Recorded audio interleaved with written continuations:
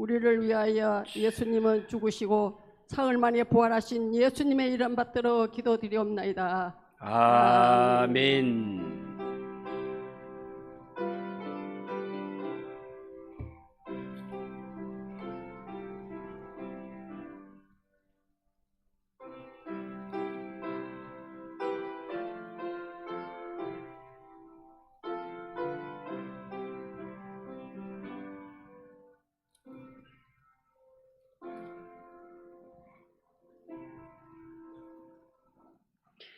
하나님 말씀 구약성경 스가랴 6장 1절에서 15절입니다.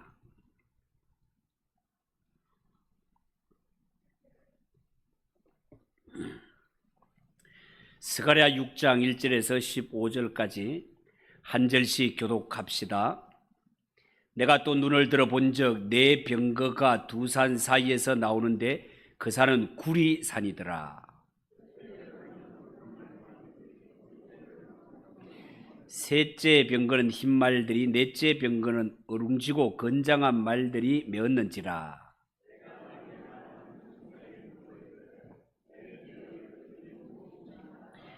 천사가 대답하여 이르되 이는 하늘의 내 바람인데 온 세상의 주 앞에 섰다가 나가는 것이라 하더라.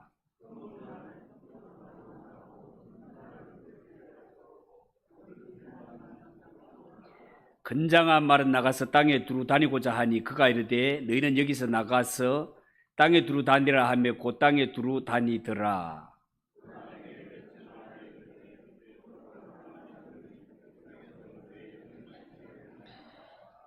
여호와의 말씀이 내게 임하여 이르시되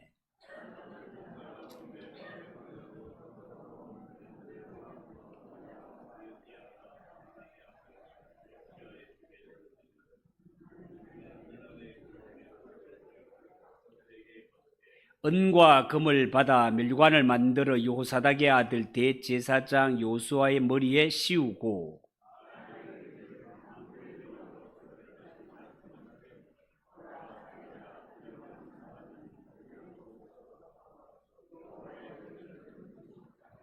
그가 여호와의 전을 건축하고 영광도 얻고 그 자리에 앉아서 다스릴 것이요 또 제사장이 자기 자리에 있으리니 이 둘 사이에 평화의 언원이 있으리라 하셨다 하고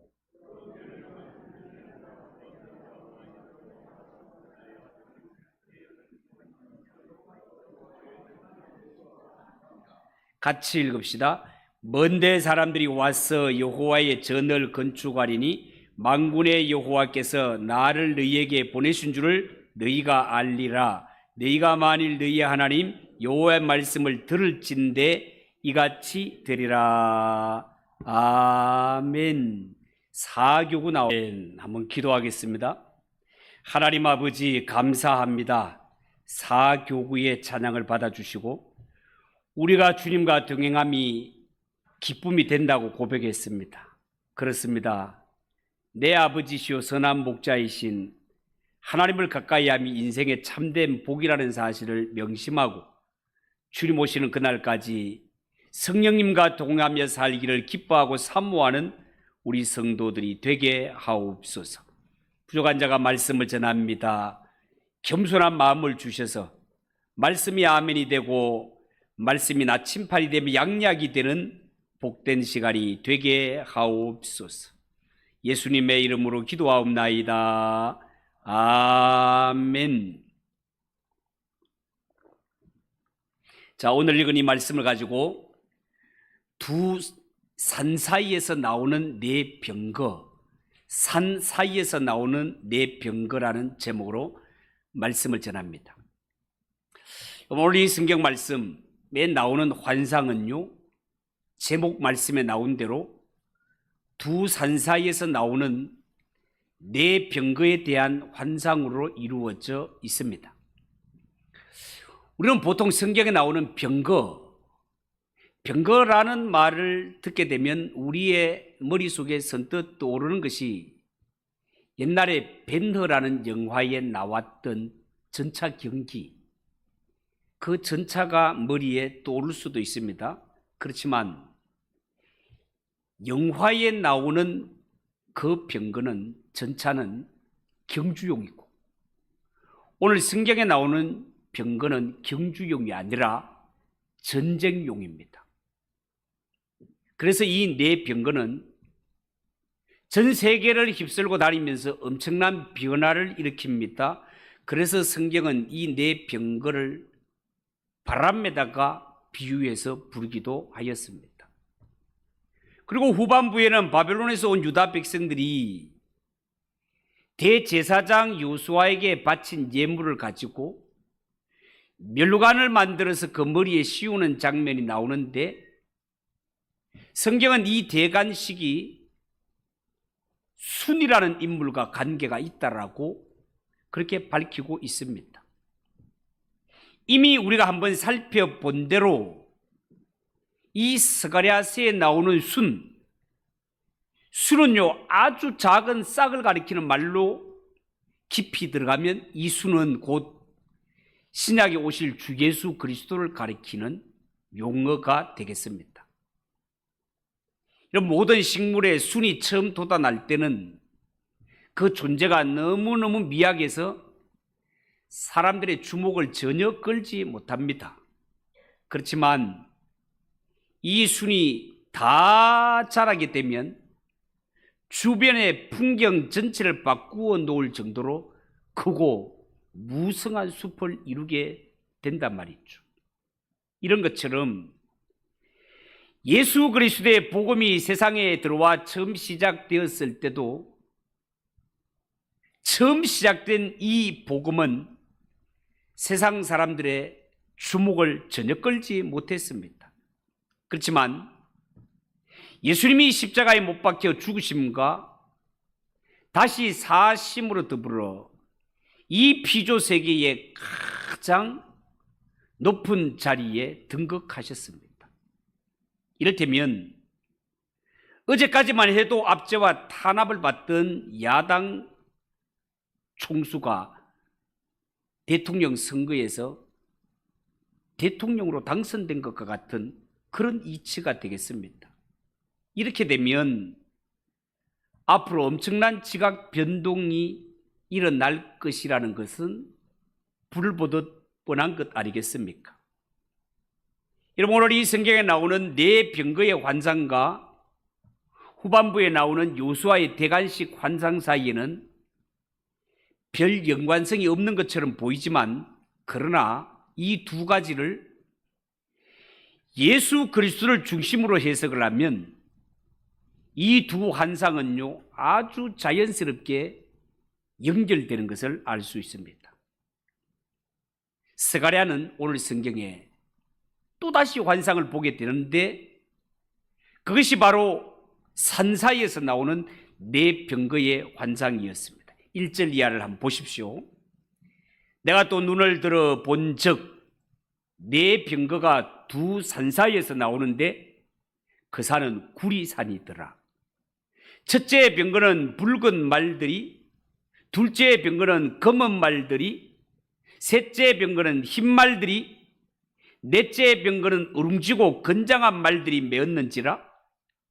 내가 내게 말하는 천사에게 물어 이르되 내 주여 이것들이 무엇이나이까 하니 천사가 대답하여 이르되 이는 하늘의 내 바람인데 온 세상의 주 앞에 서 있다가 나가는 것이라 하더라. 자, 이렇게 말하고 있습니다. 여러분, 우리가 스가랴 성경을 이미 살펴보았지만 이 스가랴 성경 1장에 이미 말에 대한 환상이 한번 나왔던 적이 있습니다. 여러분 기억나십니까? 홍마를 탄 여호와의 사자가 화석류 나무 사이에 서 있고 그 뒤에 홍마와 자마와 백마가 서 있었다라고 말했습니다.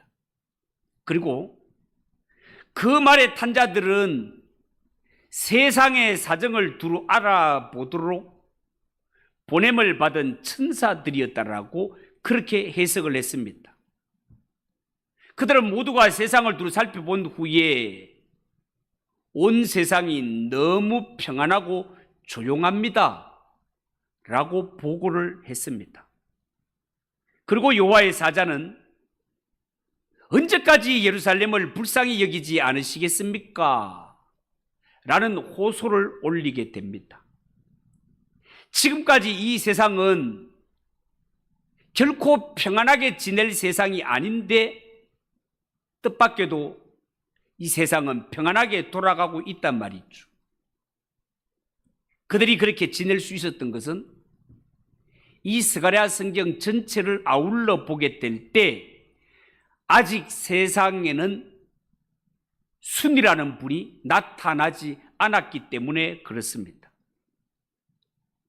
순, 곧 예수 그리스도가 오시기 전까지 하나님은 이 세상을 거의 손대지 않으시고 그대로 내버려 두셨던 것입니다.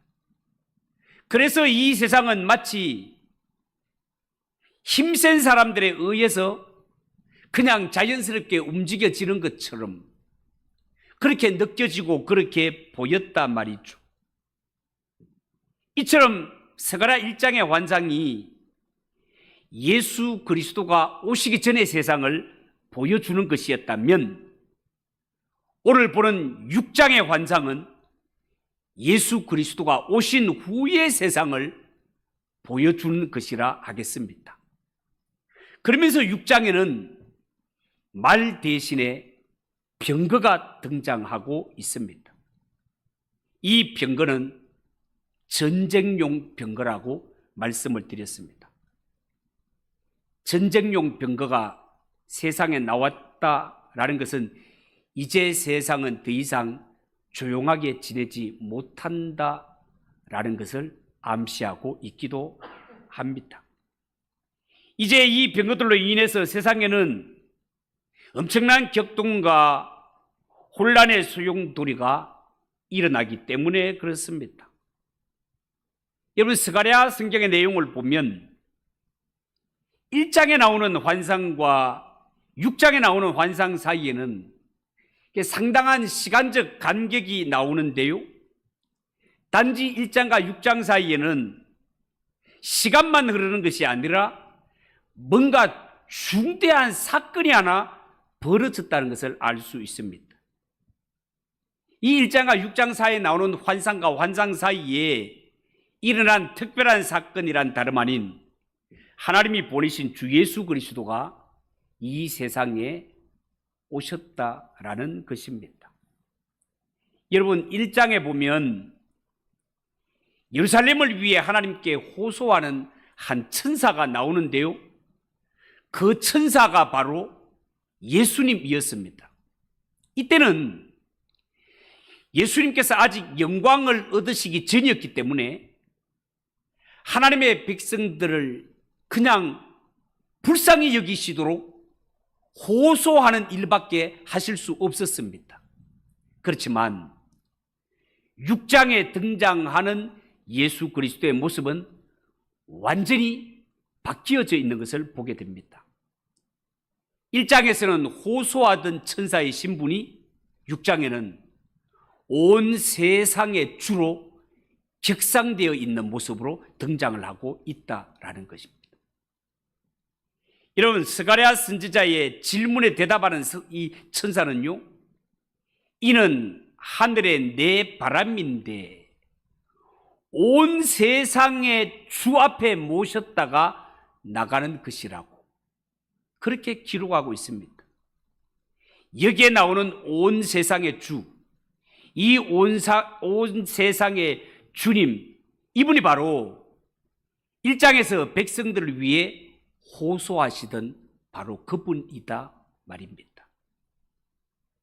그리고 1장에서 본 환상에는 화석류 나무가 나오지 않았습니까?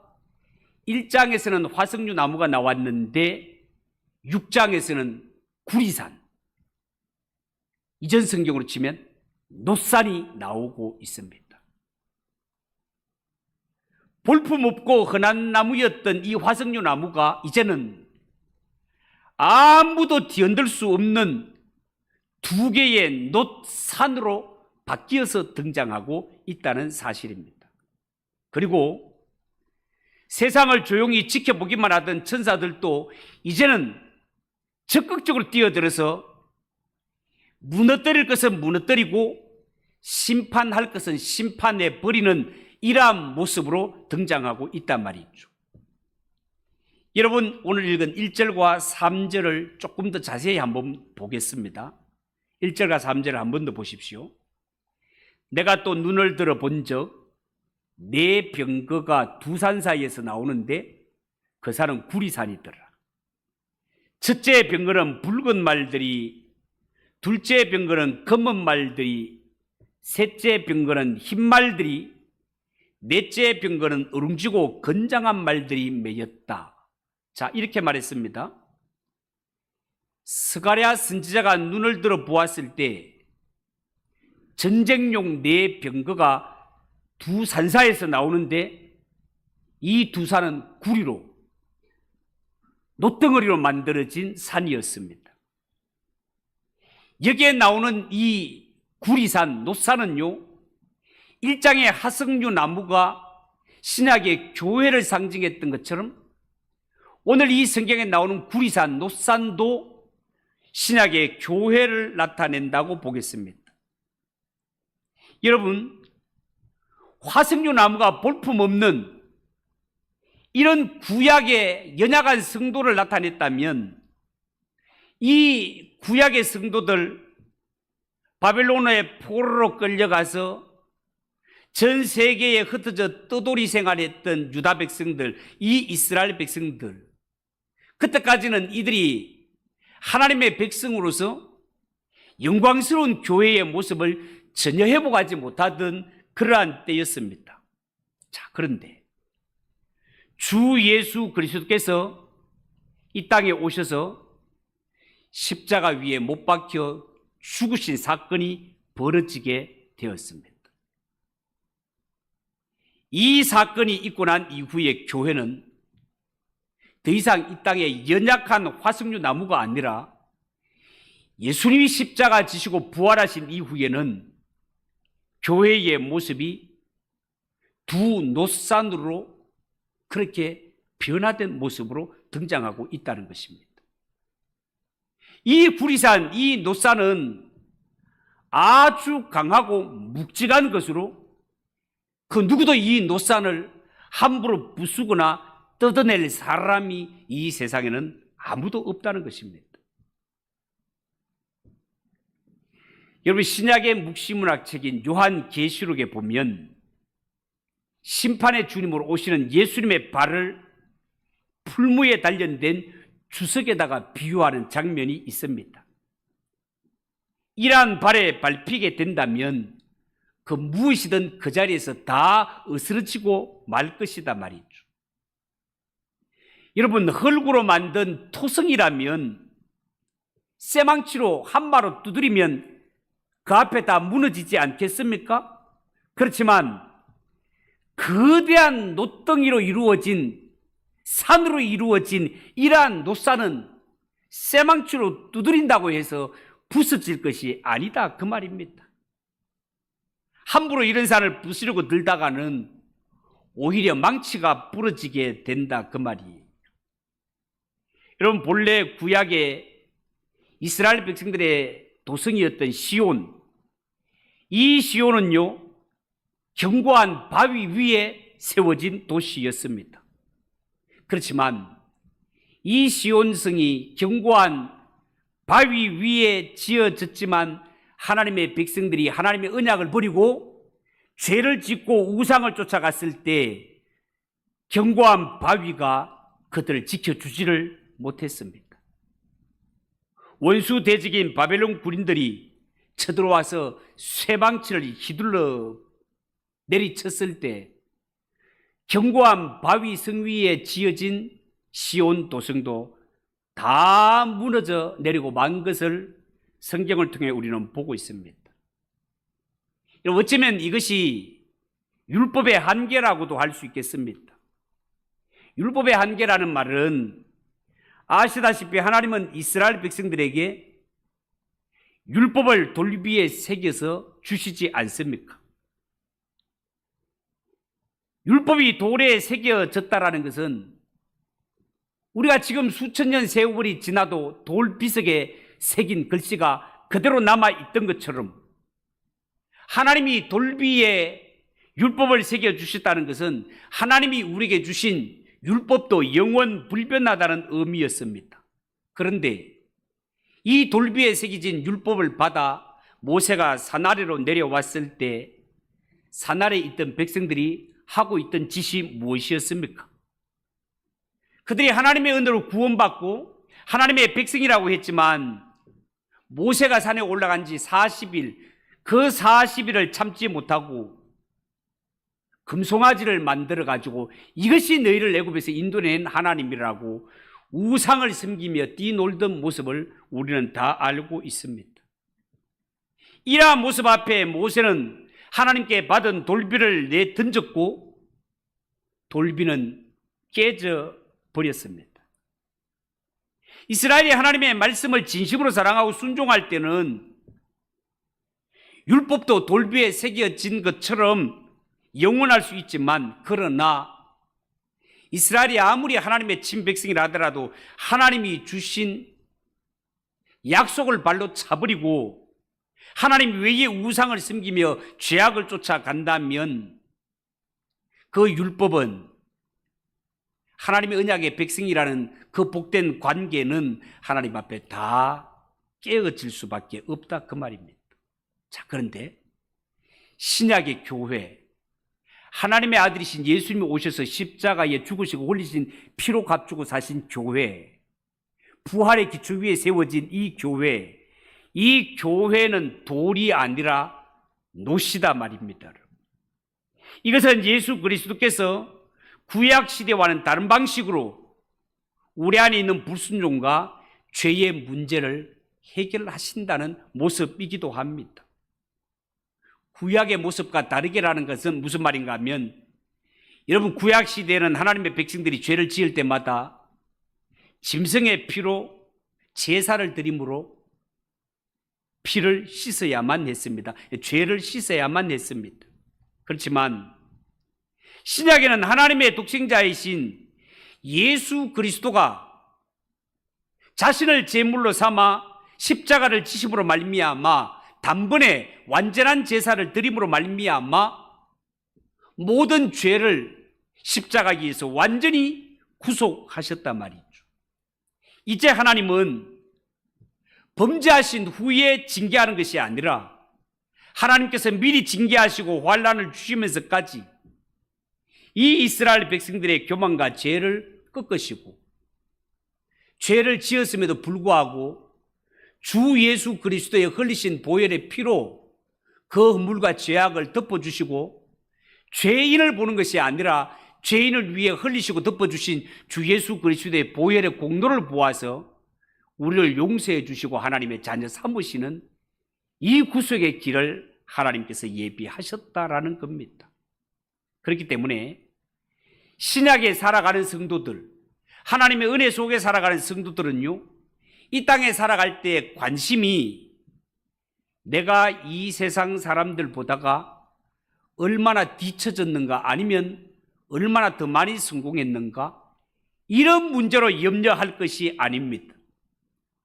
우리 예수 믿고 하나님의 은혜로 구원받은 성도는 세상적으로 얼마나 잘 나가는가, 이것이 자랑이고 부끄러운 것이고 그런 기준이 아니라, 예수 피로 구원받은 주의 성도들은 이 땅에 살아갈 때 내가 하나님이 그렇게 싫어하는 죄를 얼마나 버리기 위해 힘쓰고 있는가, 얼마나 내가 하나님 앞에 거룩하고 진실하고 깨끗하게 살고자 힘쓰고 있는가, 이런 문제를 놓고 고민하고 이런 문제를 두고 하나님 앞에 기도해야 된다는 것입니다.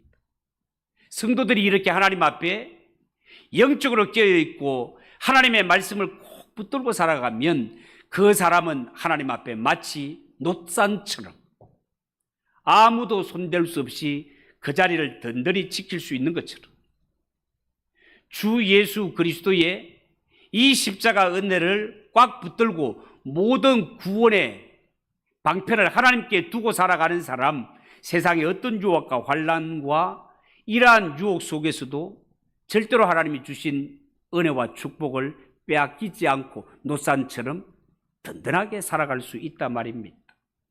여러분, 오늘 이 성경에 보면 이 노산에서 네 병거가 나오는데요, 첫 번째 병거는 홍마들이, 두 번째 병거는 흑마들이, 세 번째 병거는 백마들이, 네 번째 병거는 어룽지고 건장한 말들이 끌고 있다라고 했습니다.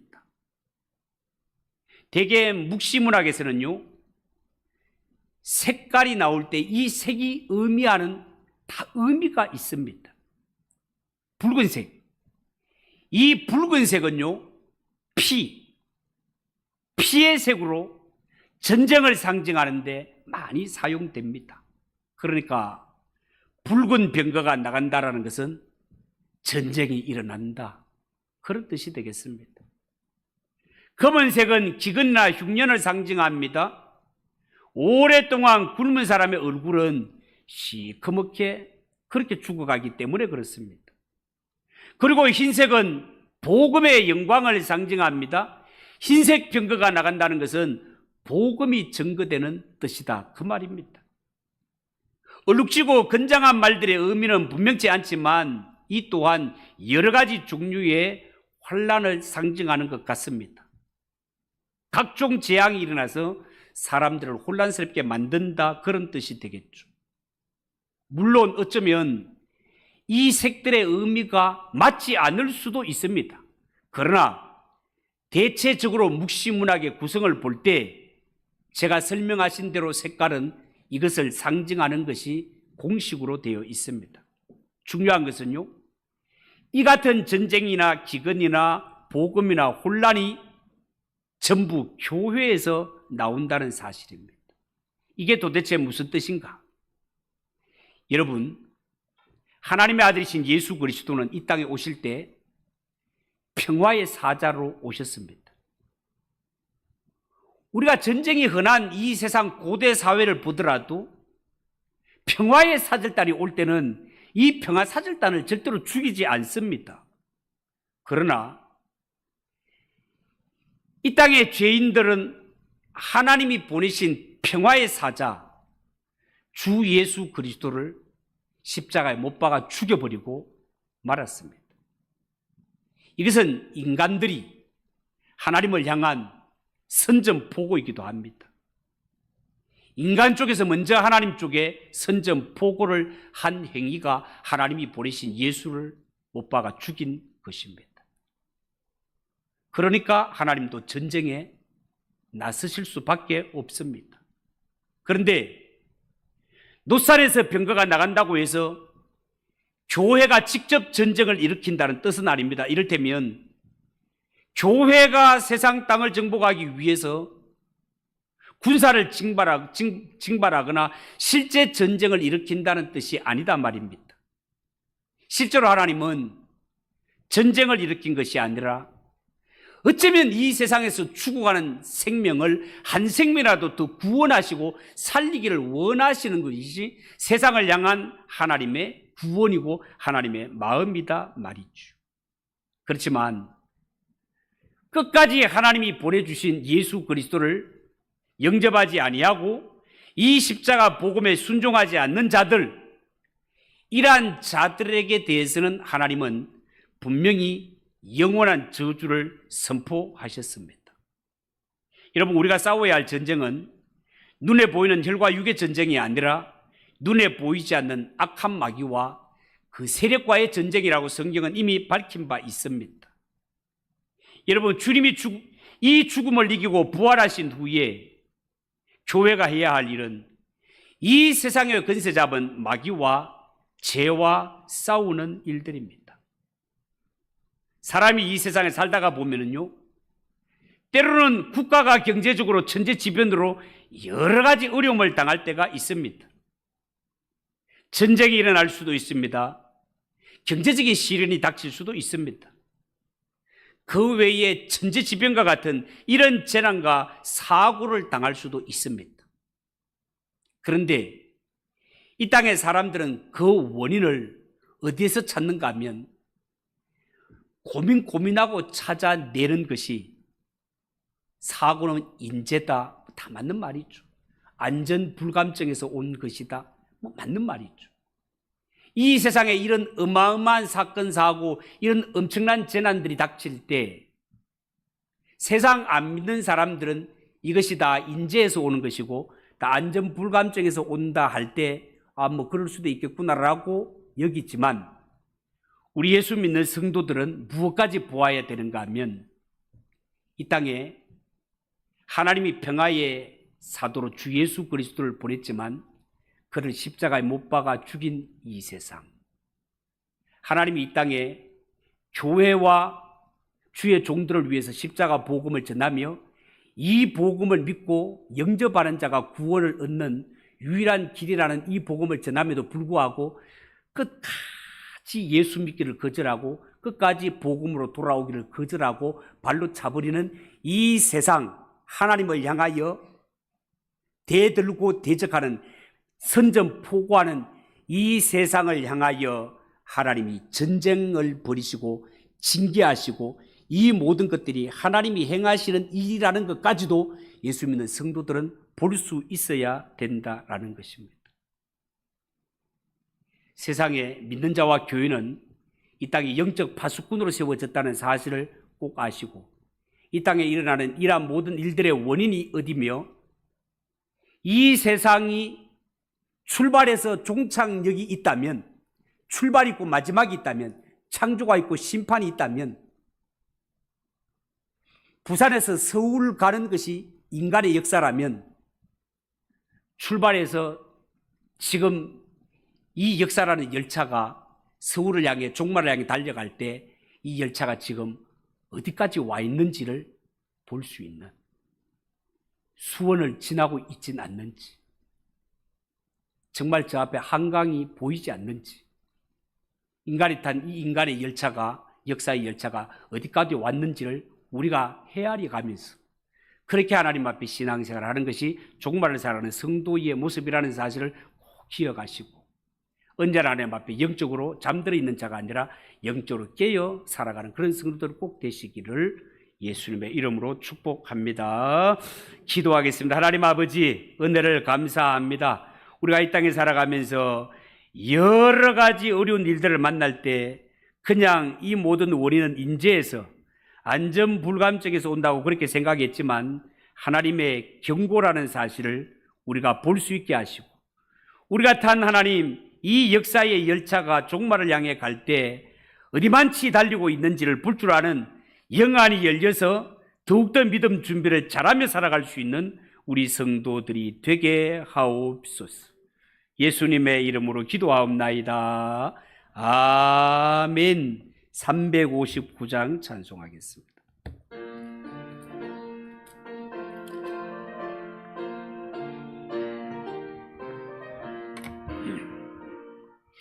천성을 향해 가는 성도들아, 앞길의 장애를 두려워 말라. 성령이 너를 인도하시리니 왜 지체를 하고 있느냐.